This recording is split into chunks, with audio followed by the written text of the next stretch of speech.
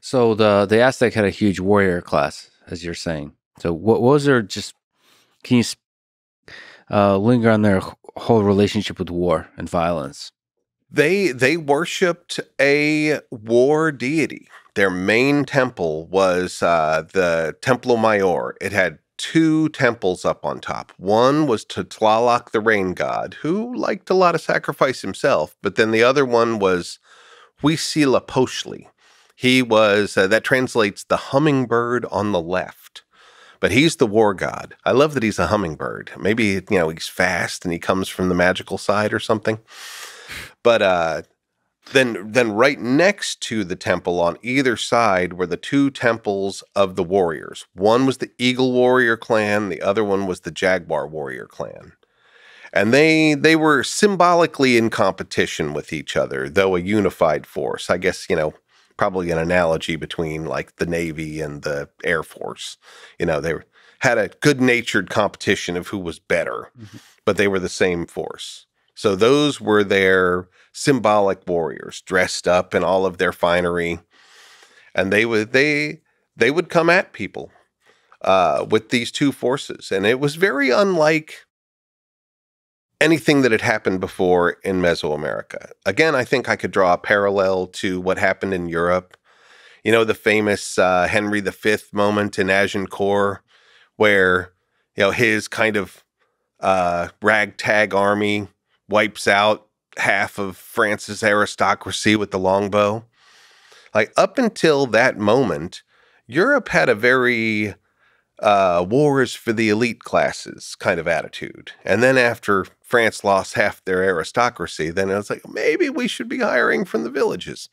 The same sort of thing happened with the Aztec, that there was Mesoamerica really didn't have huge standing armies. But the Aztec put this army together and they intimidated people. They didn't actually have to use it a lot. It was used to great effect in the Valley of Mexico. And for the rest of Mesoamerica, it was mostly the fear factor. But there also seemed to be, a celebration of violence. I think you said that beauty and blood went hand in hand for the Aztec. Maybe like the Roman Empire. Was it they just had maybe a different relationship with what violence, where that stood in the purpose of life, purpose of existence? Is that fair to say? I would hypothesize so. I mean, I think it's one of the wonderful things about studying these ancient cultures, knowing what our human capacity is.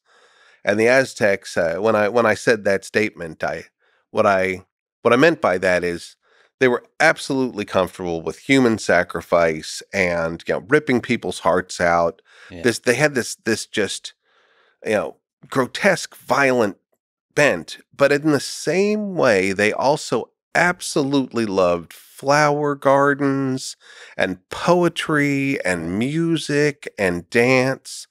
The same Aztec king who would order the hearts of 1,000 people extracted also would stand up at dinner parties to recite his own poetry or the poetry of famous statesmen that had come before him. And they spent money on things like flower gardens. All of the causeways leading to the Aztec capital had beautiful flower gardens, and they had a museum, and they had an aquarium and a zoo, and they had an opera, and they had a ballet. Yeah. And these things existed together. There was not, in the Aztec mind, any conflict between witnessing someone's heart getting ripped out one moment, in the evening we'd go to the ballet.